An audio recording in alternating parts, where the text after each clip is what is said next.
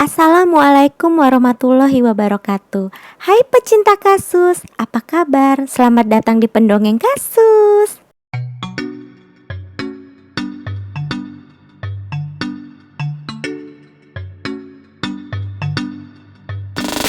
Ini adalah Upper West Side Manhattan, pusat berbagai lembaga seni pertunjukan seperti opera dan balet. Di tengah-tengah gedung apartemen yang megah dan mewah, terdapat museum sejarah alam yang menyajikan segalanya. Salah satu apartemen di sana tinggallah keluarga yang kaya dan harmonis. Keluarga itu bernama keluarga Krim. Sang ayah yang bernama Kevin merupakan seorang eksekutif muda konten digital di CNBC TV. Dan sang istri Marina merupakan mantan guru TK.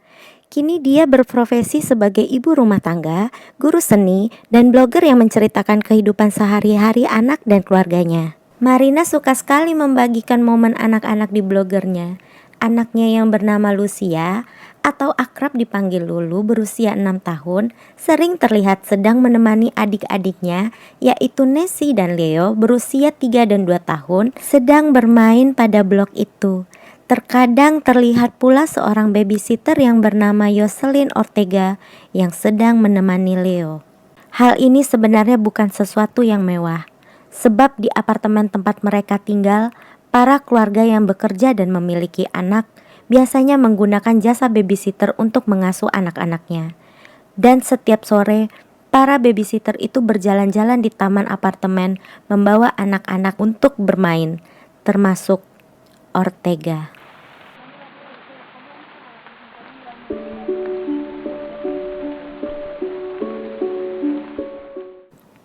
Sore itu, tanggal 25 Oktober 2012.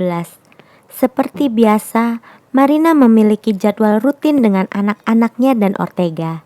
Saat itu, Marina akan menemani Nessie latihan berenang yang letaknya tidak jauh dari rumahnya. Sedangkan Ortega sedang menemani Lulu latihan balet dengan membawa Leo.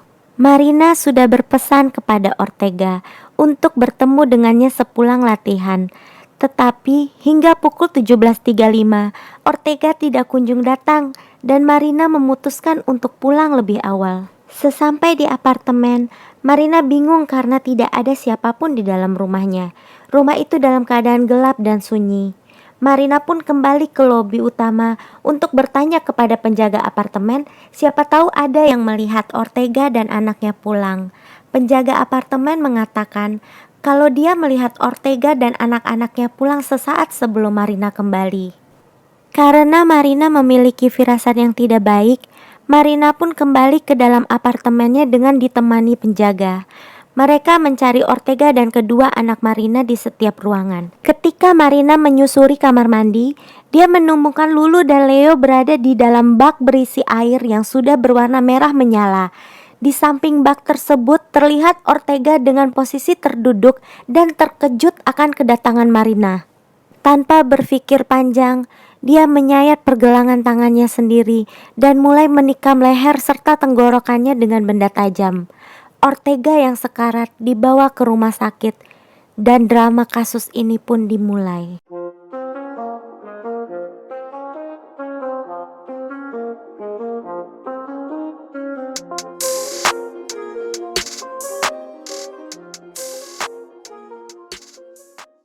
Yoselin Ortega lahir di Santiago de los Caballeros, Republik Dominika pada tahun 1962.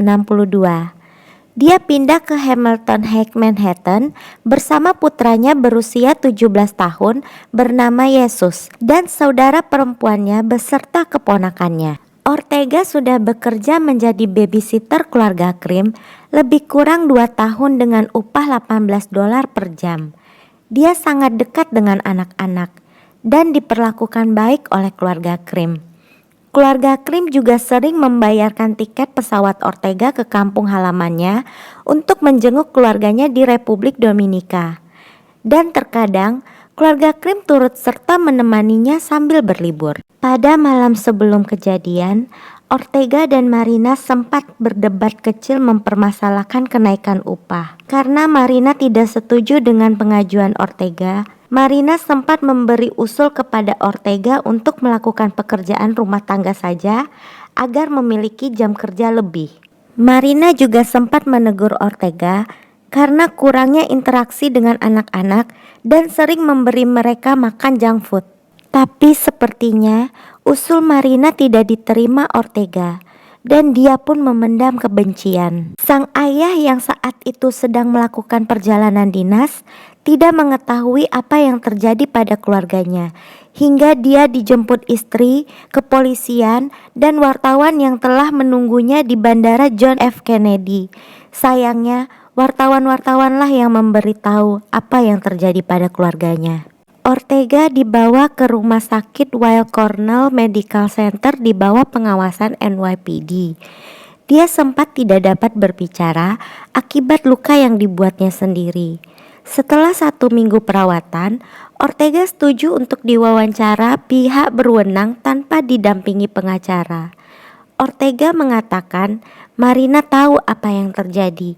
Dia seperti mengisyaratkan bahwa apa yang dilakukannya waktu itu adalah dampak buruk dari perdebatannya dengan Marina. Ortega juga mengatakan bahwa Lulu yang sudah mengalami luka saat itu masih sempat melawan ketika diserang dan tewas dengan 30 tusukan, sedangkan Leo dalam kondisi tertidur. Ortega yang mengklaim tentang kejiwaannya yang memiliki depresi dan kecemasan berlebihan kembali diperiksa di Rumah Sakit Jiwa New York. Dokter mengatakan bahwa Ortega berkompeten secara mental untuk diadili. Dia siap untuk persidangannya dengan didampingi pengacara yang diberi negara sebagai pembela umumnya. Ortega melakukan 90 kali persidangan, mulai dari November 2012 hingga 14 Mei 2018. Dia mengaku tidak bersalah atas kekejamannya itu dan mempertahankan alasan kejiwaannya. Pada April 2016, Hakim Gregory Caro memberikan kesempatan kepada Ortega untuk mengaku bersalah agar dapat merubah hukumannya menjadi 30 tahun penjara sampai seumur hidup untuk 2 dakwaan menghilangkan nyawa. Sebelumnya, Hakim Caro mengatakan bahwa satu-satunya hukuman yang tepat adalah seumur hidup tanpa pembebasan bersyarat. Tetapi Ortega menolak tawaran itu. Pembela umum berpendapat bahwa Ortega mengalami gangguan jiwa dan oleh karena itu tidak harus bertanggung jawab atas tindakannya. Sementara jaksa berpendapat bahwa dia berpikir sehat dan bertanggung jawab. Ortega dinyatakan bersalah atas pembunuhan tingkat pertama dan pembunuhan tingkat kedua pada tanggal 18 April 2018 karena pada pembelaannya dia mengatakan bahwa dia dalam kondisi emosi sehingga tidak sadar telah menghabisi anak-anak itu dan dia dijatuhi hukuman penjara seumur hidup tanpa bebas bersyarat 1 bulan kemudian. Dalam keputusannya tersebut, Hakim Caro mengatakan bahwa Ortega adalah kejahatan murni. Caro juga menyalahkan Ortega dan keluarganya karena tidak mencari perawatan medis untuk depresi dan kecemasan berlebihannya, bahkan menyembunyikan kondisinya dari keluarga Krim. Setelah kasus ini ditutup, keluarga Krim kemudian mendirikan Lulu and Leo Foundation, sebuah badan amal yang menyediakan program pendidikan kreatif untuk anak-anak kurang mampu, yang biasanya disebut Choose Creativity hingga saat ini. Majelis Negara dan Senat membentuk hukum Lulu and Leo yang ditandatangani Gubernur Andrew Cuomo untuk mengesahkan undang-undang tersebut pada Agustus 2018. Kasus ini merupakan kasus pertama di negara bagian itu. Undang-undang tersebut berisi tentang kualifikasi seseorang yang melamar pekerjaan sebagai pengasuh anak-anak. Sejak pembunuhan 2 anak mereka, keluarga Krim sekarang memiliki 2 anak lagi, yaitu Felix dan Linus. Penulis keturunan Prancis Maroko bernama Leila Slimani menulis sebuah novel berjudul Lullaby yang terinspirasi oleh peristiwa kekejaman anak-anak Grimm. Novel ini menjadi novel terpopuler di Amerika Serikat.